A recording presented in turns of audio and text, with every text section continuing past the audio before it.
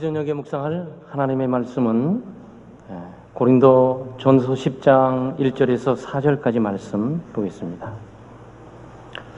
고린도 전서 10장 1절에서 4절까지 한 구절씩 교독하고 4절은 함께한 목소리로 낭독합니다.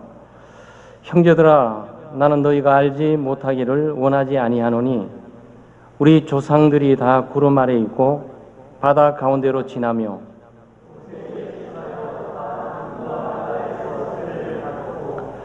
다 같은 신령한 음식을 먹으며 다 같은 신령한 음료를 마셨으니 이는 그들을 따르는 신령한 반석으로부터 마셨음에 그 반석은 곧 그리스도시라.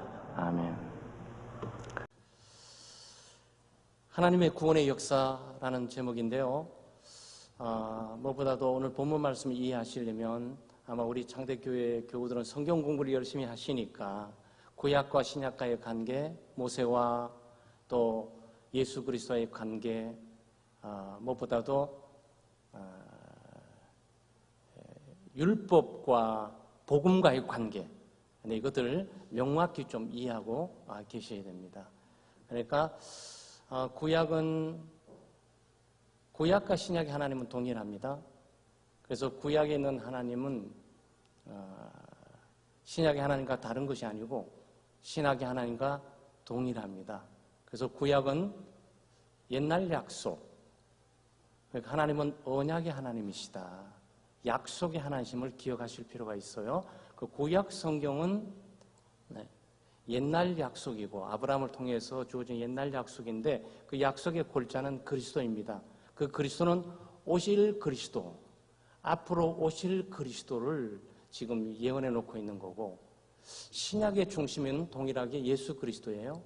근데 이 그리스도는 이미 오신 그리스도, 구약은 오실 그리스도고 신약 성경은 오신 그리스도. 이 배경 가운데 좀 보실 필요가 있고, 구약의 하나님이나 신약의 하나님이 동일하니까 여러분이 오늘 본문 말씀들을 이렇게 보시면서 구약 성경의 출애굽 사건은 오늘 우리로 하여금 예수 믿는 사람들이 이 사탄의 소나기로부터 죄의 지배로부터 자아의 속박으로부터 자유케 되고 해방되는 그 사건을 보여주고 있는 것들을 기억하실 필요가 있어요.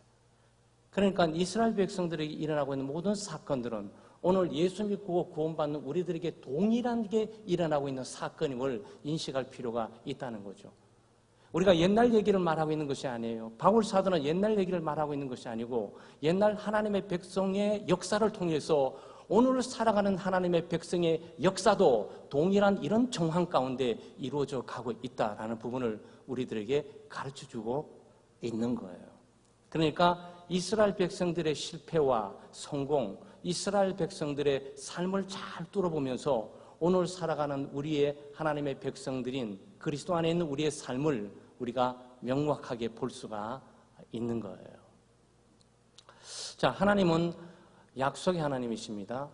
하나님은 인격의 하나님이시고 하나님이 약속하신 하나님이에요. 그래서 아브라함에게 일방적으로 약속을 하신 거죠. 그리고 오늘 본문에 나왔던 하나님은 구원하시는 하나님이죠.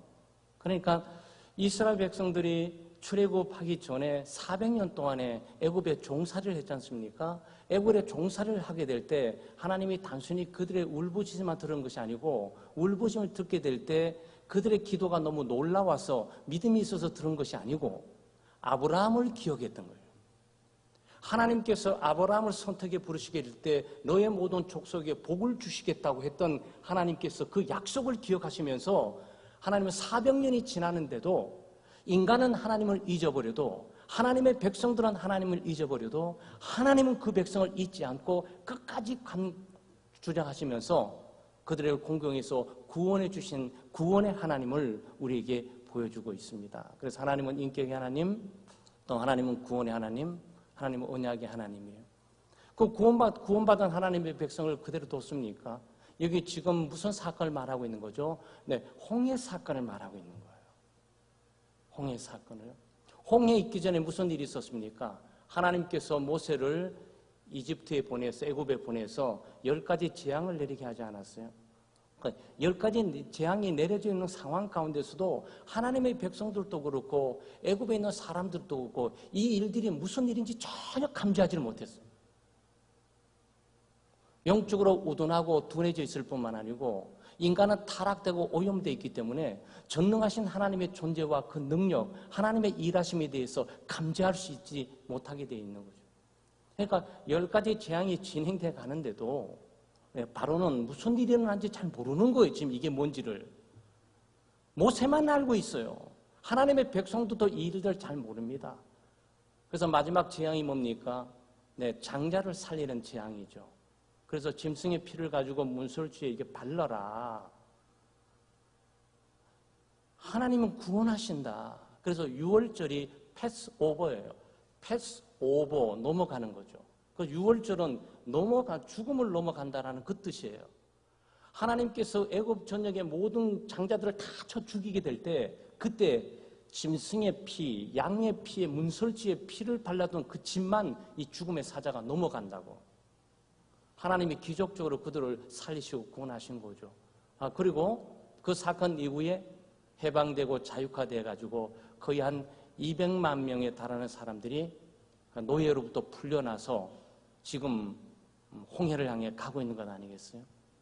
그런데 그 상황이 그대로 끝나는 것이 아니고 바로 바로가 애굽의 모든 군대를 가지고 가만히 생각하니까 너무 아까운 거죠. 200만 명이나 되는 노동력들을 한꺼번에 잃어버린다는 국가적인 손실이 너무 큰 거예요. 자기 국민들을 써야 되면 일일이 다 돈을 줘야 되지 줘야 될 거 아니겠어요? 그런데 노예를 쓰니까. 그러니까 곧바로 또 가가지고 잡으려고 왔는데 바로 이 사건부터 시작을 하는 거죠. 그들이 다 구름 가운데 있고 구름 가운데 홍해를 건넜다고 지금 그 사건을 지금 얘기하고 있는 거란 말이에요. 뜬금없이. 지금 사실 출애굽했던 그 사건과 고린도전서 교인들이 받고 있는 그 사건과 오늘 이 시대 우리가 갖고 있는 사건 모든 것들은 굉장한 시간의 차이가 있어요. 그다음 메시지는 동일하게 하나님은 어제나 어디나 동일하시면서 하나님은 구원의 하나님이시고 하나님은 인도해 주신 하나님이시고 하나님께서는 광야에서 모든 것들을 채워주시고 공급해 주시고 지켜주시는 하나님이심을 여기 보여주고 있는 거예요. 그리고 홍해 가운데 모세가 지팡이를 들어서 홍해를 가르지 않습니까? 그러니까 200만 명이나 되는 사람이 홍해를 이렇게 밑으로 들어가서 이렇게 전진해 가고 있지 않겠어요?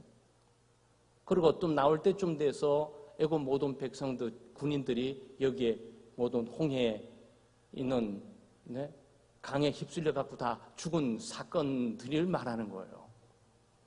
하나님이 불기둥과 구름기둥을 인도해 줬던 거죠. 불기둥과 구름기둥을 인도하면서 낮에는 구름기둥을 통해서 낮에 뜨거운 햇살들을 막아주신 거고 밤에는 추우니까 불기둥을 통해서 하나님께서 따뜻함을 갖고 방향타를 잡아서 하나님께서 그 백성을 인도해 주셨던 거예요. 그 구름 문제가 그래서 나오는 거예요. 구름은 하나님의 임재의 상징이었어요. 하나님이 그들을 앞으로 인도하시면서 그들을 보호하시고 지켜주신다는 그 상징들이에요. 그래서 이들의 사건들이 이것들을 통해서 통과해 왔다. 하나님께서 그들을 신령한 음료를 주고 신령한 음식을 먹게 했다. 광야는 아무것도 없잖아요. 홍해를 건너간다 한들고 뭐가 있겠습니까? 그러니까 여러분 생생하게 이 사건을 생생하게 이루고선 하나님께서 역사의 하나님이시고 하나님은 삶의 역사 현장 가운데서 생생하게 하나님의 백성들의 필요를 아시고 그 필요를 도와주시고 지켜주시고 인도해 주시고 공급해 주시고 채워주시며 적을 물리쳐 주시고 승리하게 하시고 구원해 주신 하나님이심을 여기에 소개하고 있단 말이죠. 그 이스라엘 백성들은 광야에 홍해를 건너갖고 참 극적인 사람들이에요. 이 사람들. 기적과 능력도 많이 경험한 사람들이에요. 그렇지만 여전히 옛사람의 불신들이 가득 차 있는 사람들이에요. 어쨌든 이 사람들은 어떻게 합니까? 홍해를 건너 가게 되죠. 홍해를 건너 이렇게 가게 됩니다. 그럼 광야를 마주치게 되죠. 광야는 몇 년 동안 가야 됩니까? 한 7일 내지 10일 정도면 가나안을 들어갈 수 있어요. 그런데 지금 출애굽기, 민수기, 신명기의 전언은 뭐냐?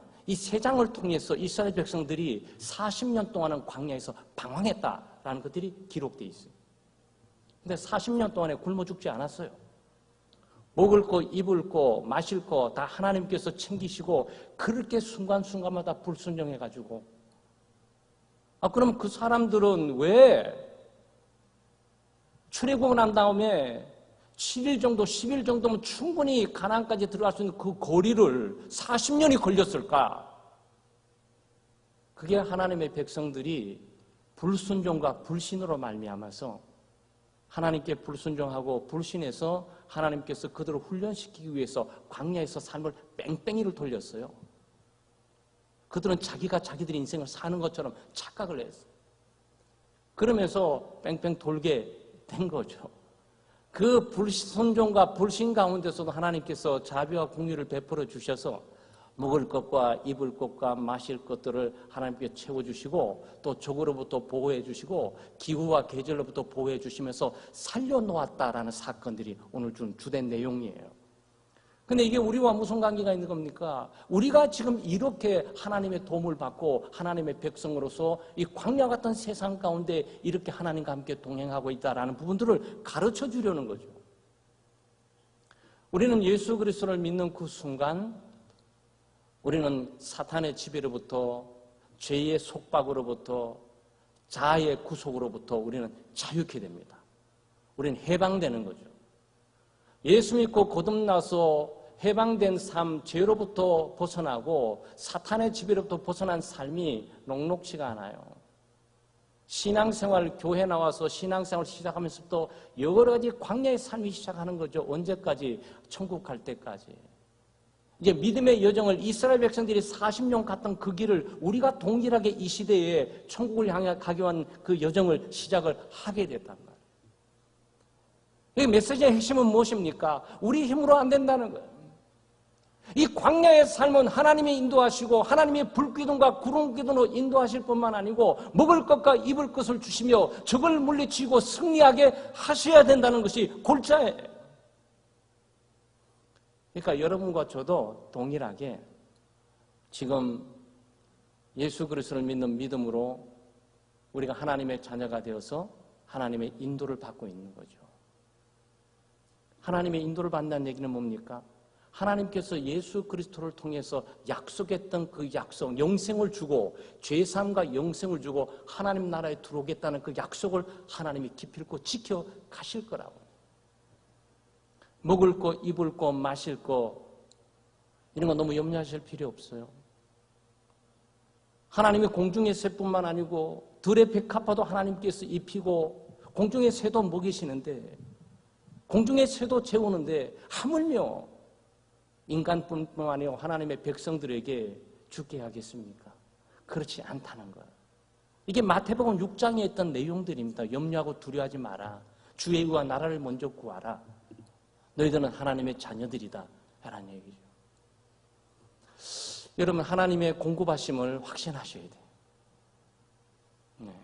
우리가 노력하고 애를 써서 먹고 마시고 입는 문제를 해결한다고 생각하면 아직도 불신적인 자세를 갖고 있는 거예요. 이스라엘 백성들이 광야에서 실패했던 것들이 바로 그 점들이에요.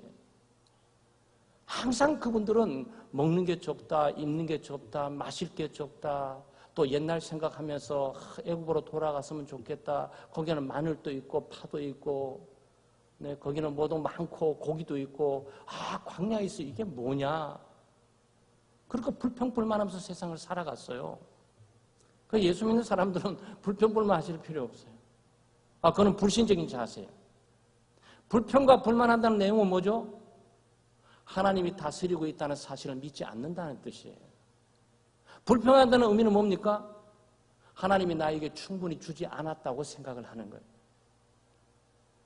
하나님 구약 성경에 보면 이스라엘 백성들이 출애굽을 해서 이들이 하나님의 백성으로 삼고 광야를 인도하게 됐을 때 하나님 계심 자체가 복이에요. 그들이 출애굽했고 살아남은 것 자체가 복이라고. 그들이 살아남았을 뿐만 아니고 자유케 되고 해방됐다는 그 사실 자체만으로 엄청난 복을 받고 있는 사람이라고. 찬양과 감사로도 다함이 없어요. 그래서 모세가 그랬어요. 이스라엘 백성들이 홍해로 쫙 건너가게 될 때 이스라엘아 너희는 복 있는 자로다 그랬어요. 아니 가난하고 가진 것도 없고 유리하고 방황하고 나라도 없고 국가도 없고 법도 없고 왕도 없고 제도도 없고 그냥 노예 살다가 나왔는 그 사람들이 뭘 복이 있냐고. 그런데 모세는 그걸 봤다고요. 저들은 하나님의 백성이다. 하나님이 저들이 하나님이 되신다. 하나님의 위대한 기업이 되시는 거죠. 저들은 물질의 어떤 것보다도 먹고 마시고 입는 것 어떤 것보다도 하나님이 가장 소중하고 하나님이 가장 귀한 존재임을 인식을 했어야 되는 거예요. 근데 그렇지 못했다는 거예요. 아마 여러분이 5절 4절 보면은 처음 이스라엘 백성들이 하나님을 시험하다가 죽고 우상 숭배하다가 죽고 하여튼 전원만 듣게 될 거예요. 참 불쌍한 영혼이죠. 그 축복의 그 위치와 축복의 신분들을 잊어버리고 불평하고 원망하고 살다가 여러분 하나님은 공급하시는 하나님이세요. 여러분 먹고 입고 마실 거 일자리 이런 거 좀 더딜 수도 있고 늦을 수도 있고 자기 마음에 만족이 되지 않을 수 있어요. 그렇지만 하나님의 은혜로 충만케 살 필요가 있습니다. 충만케 사실 필요가 있어요. 하나님만으로 만족하고 사는 거죠.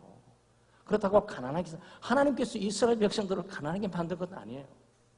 그것도 하나님께서 이스라엘 백성들을 가장 부자로 만든 건 또 아니에요. 사실 하나님과 하나님의 백성들이 부자로 살든 가난하게 살든지 큰 관심이 없어요.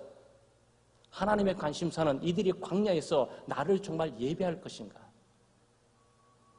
그들이 먹고 마시고 입는 문제에 억압을 받고 위협을 당하면서도 그렇게 바로를 섬기면서 비유를 맞추고 살았듯이 자유하고 자기들에게 자유를 주고 했더니 은혜를 알고 과연 광야에서 나를 섬기고 예배하고 믿음으로 살아갈까?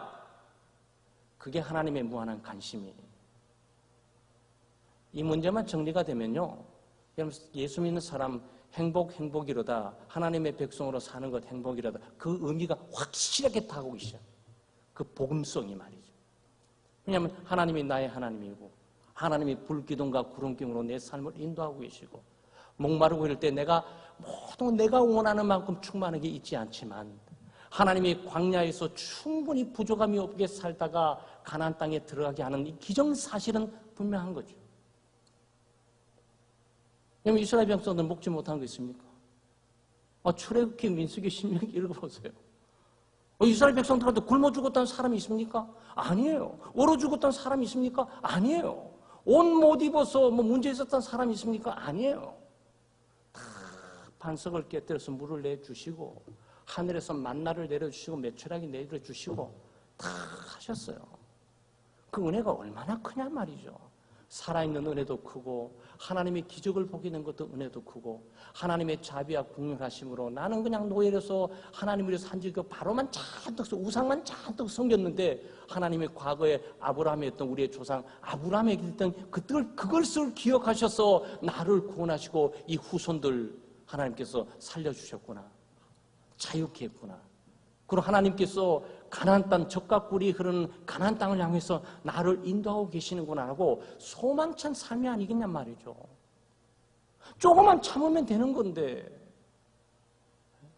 사랑하는 여러분, 하나님은 구원의 하나님이세요. 하나님은 자비와 공률의 하나님이시고 하나님 우리의 삶을 인도하시는 하나님이세요. 우리의 삶을 하나님이 항상 필요에 따라서 인도하세요. 하나님 필요에 따라서 채워주십니다.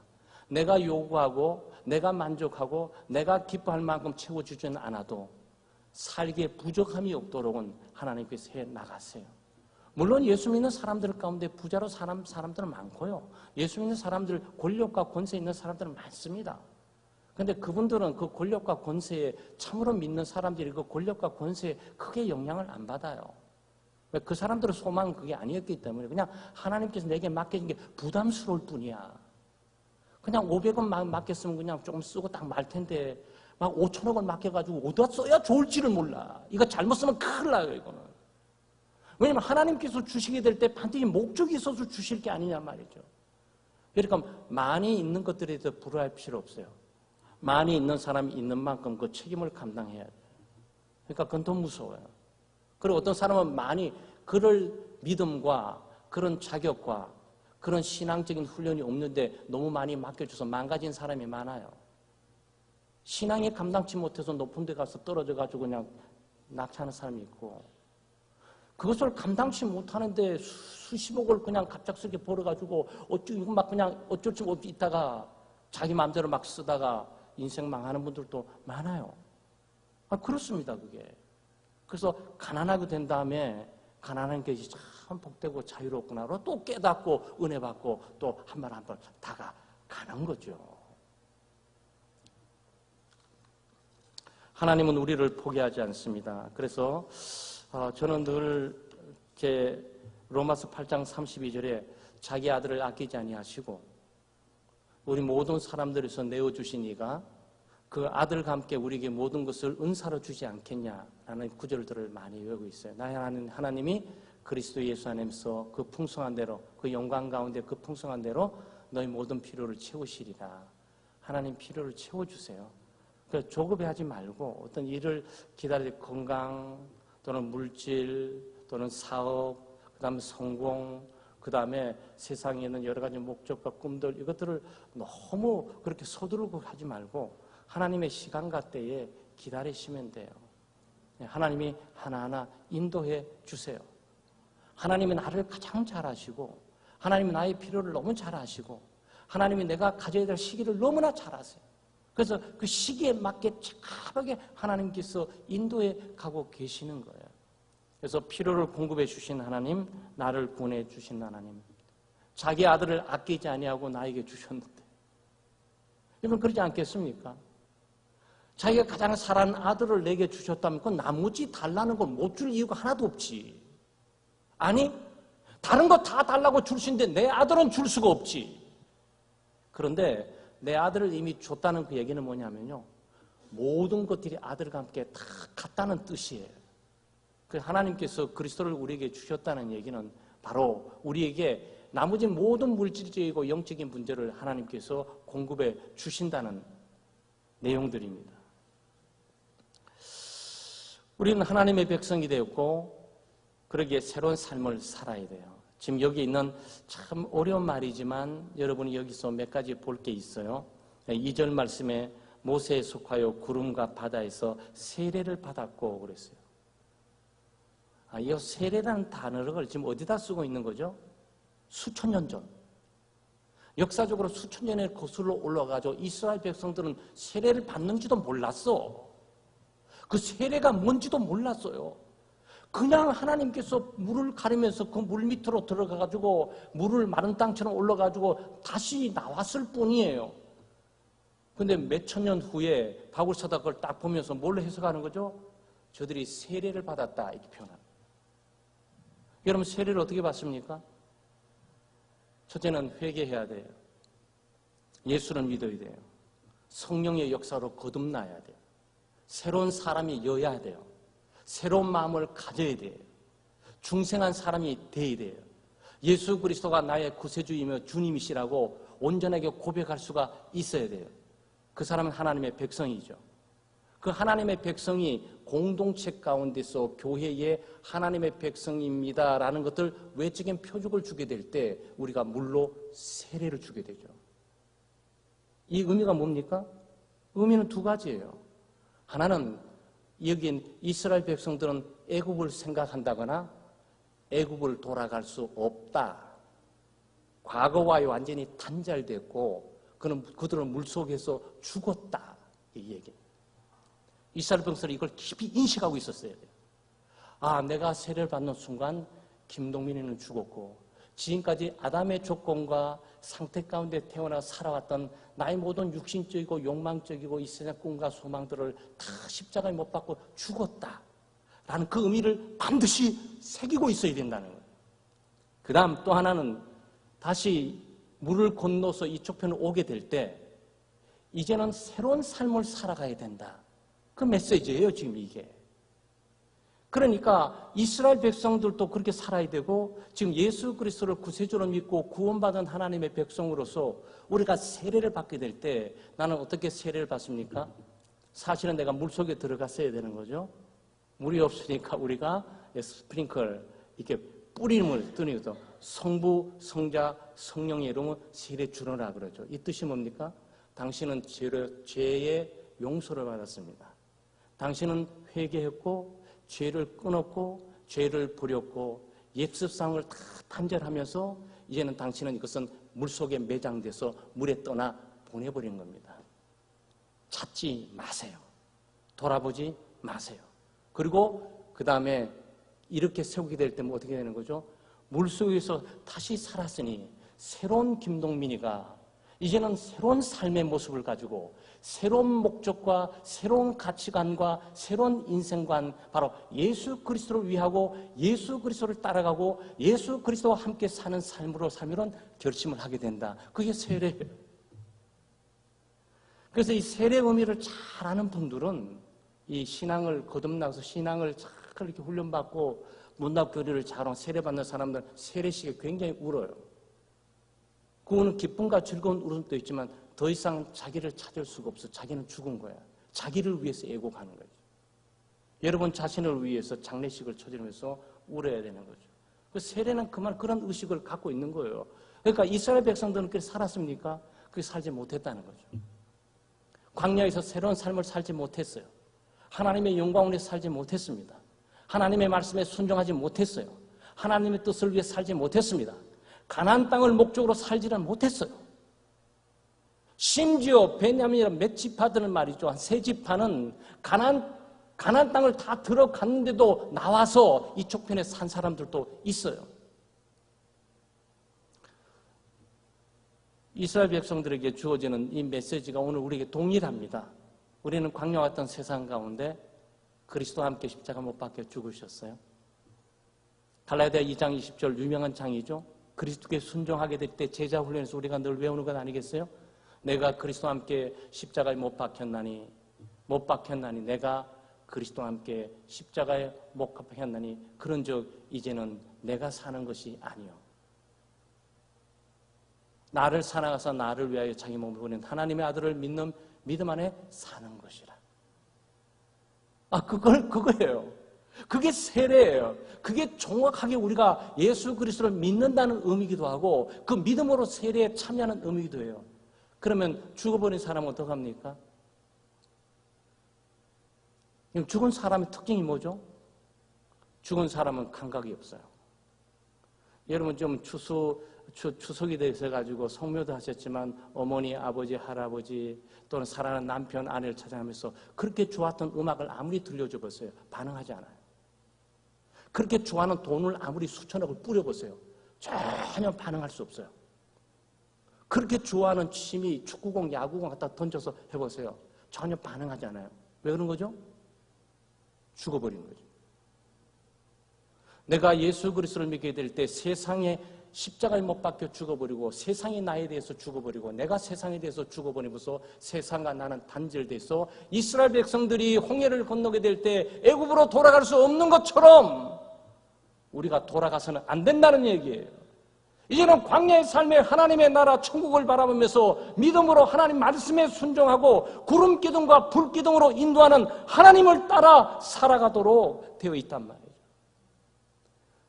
그 하나님께서 모세에게 그랬어요. 모세가 또 바로에게 그랬고요. 그럼 도대체 광야에서 뭐하냐? 광야에서 내 백성이 광야에서 아브라함 자손인 내 백성이 지금까지 너를 섬기면서 우상을 섬겼는데 이젠 더 이상 두고 볼 수가 없어. 광야에서 저들이 나를 섬길 거야. 여기 섬긴다는 내용은요, 예배한다는 뜻이에요. 나를 예배할 것이다. 먹든지 마시든지 하나님의 영광을 위해서, 어떤 일을 하든지 하나님의 뜻을 순종하기 위해서 그 사는 삶의 목적을 가지고 하나님을 예배하는 거죠.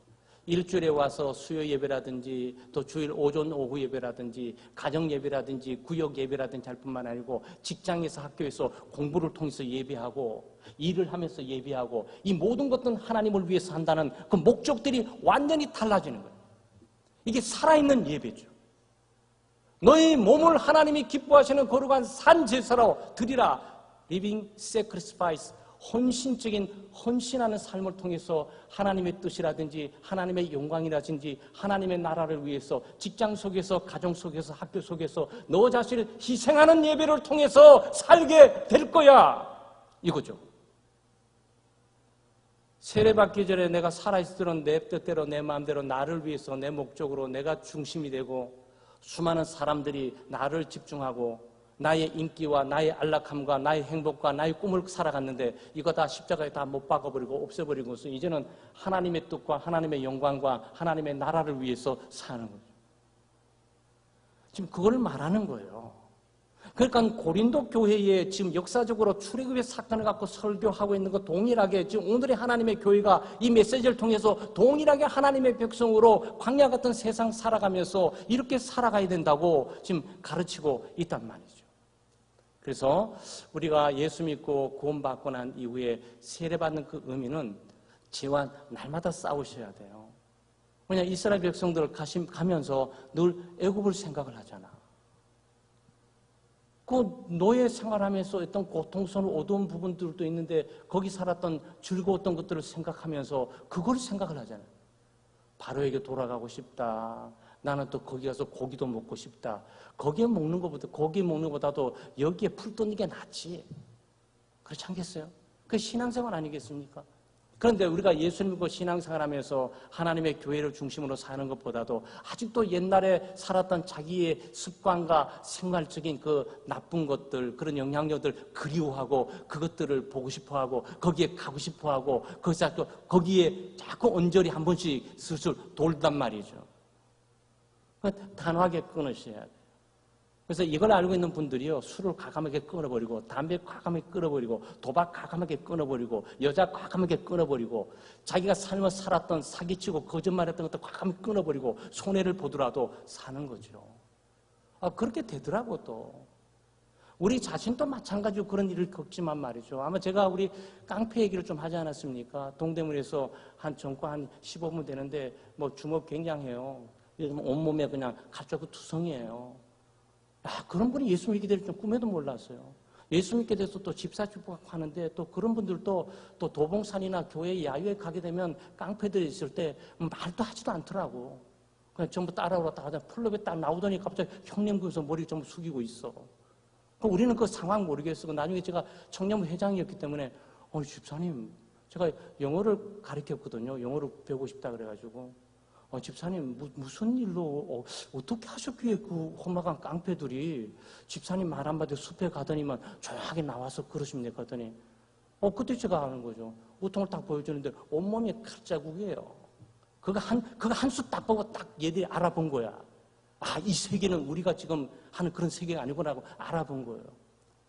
제가 말하는 이유는 뭐냐, 그 집사님 말이죠, 주먹을 하루아침에 다 끊어버려요. 그 싸움을 얻어 터지고 하는 것도 싸움도 안 하고 다 끊어버리고 말이죠. 술 끊고 담배 끊고 여자 끊고 그리고 주먹 끊고 나쁜 친구들 다 끊고 두목으로 있다가 끌려가가지고 자기 쫄병들에게 많이 얻어 터지는 몸을 감수하면서 그리고 교회에 나와가지고 새벽에 끙끙 앓고 기도하고 그러니 집사직분은 안 줄 수가 있겠어요? 집사직분을 주니까 말이죠. 이거 막 새벽 3시에 기도하러 와. 목사님 막 4시에 기도하는데 이 사람 3시에 기도하 왜 이렇게 열심히 기도하냐니까 다른 사람 먼저 저렇게 많은 기도를 했는데 나는 남아있는 생애를 2번, 3번 기도해도 저분들을 따라갈 수가 없다. 그러니 나는 더 봉사하고 나는 더 기도하고 그래요. 11조로 10에 4를 해요. 집사님은 왜 11조로 10에 20분의 1만 하는데 왜 11조를 다른 사람은 11조를요. 저보다도 우리 김동민 회장님 같은 경우에는 11조를 우리 또 했지 않습니까? 저 같은 경우 죄만 잔뜩 짓다가 지금 늦게 돌아왔기 때문에 11조를 3배, 4배, 5배 해야 따라잡을 수 있지 않겠어요? 이러시더라고. 여러분 세상에 이걸 누가 이걸 바꿔낼 수가 있습니까? 사람이 이렇게 바꿔지는 거죠. 새 삶을 사는 거예요. 그런데 여기 보게 되면 참 어려운 말이 있죠. 3절, 4절이 굉장히 어려워요. 다 같은 신령한 음식을 먹었으며 다 같은 신령한 음료를 마셨으니 이는 그들을 따르는 신령한 반석으로부터 마셨으니 그 반석은 곧 그리스도라. 그래서 아까 말씀드렸죠. 율법과 복음과의 관계, 모세와 그리스도의 관계가 이해가 안 되면 본문이 이해가 안 된다고. 지금 바울 사도가 뭘 말하는 거죠? 이스라엘 백성들의 영적인 음료는 그리스도였다. 그걸 말하는 거예요. 그러니까 우리가 보게 될 때 출애굽이라든지 민수기라든지 신명기를 보게 될 때 이스라엘 백성들은 반석이 깨지면 반석에서 물을 마셨잖아요. 반석에서 물을 마시면서 갈증을 채웠잖아요. 그걸 하나님께서 하늘에서 만나와 메추가 내려주셔가지고 그걸 먹고 채웠잖아요. 근데 지금 바울 사도는 그걸 뭘로 해석하는 거죠? 그런 단순한 만나와 물질적인 만나와 메추라기나 물질적인 물이야. 그는 신령한 음료였어. 그것은 신령한 음식이었어. 그 신령한 음료가 나오게 된 건 뭐냐고? 그리스도가요. 그리스도가 그들의 반석이었던 거야. 그리스도 위에 그들이 서 있었던 거야. 그리스도가 그들의 양식이었어. 그리스도가 그들의 영생의 생명수였어. 그들은 예수 그리스도를 중심으로 그리스도를 붙들고 그리스도 안에서 그리스도의 근거에서 그리스도를 위해서 살아갔던 사람인 거야. 아마 이게 구약 성경을 알고 있었던 바울 사도 당시에 회당에 앉았던 사람은 충격을 받았을 거야. 이 성경 해석에 대해서. 그러니까 이런 뭐죠?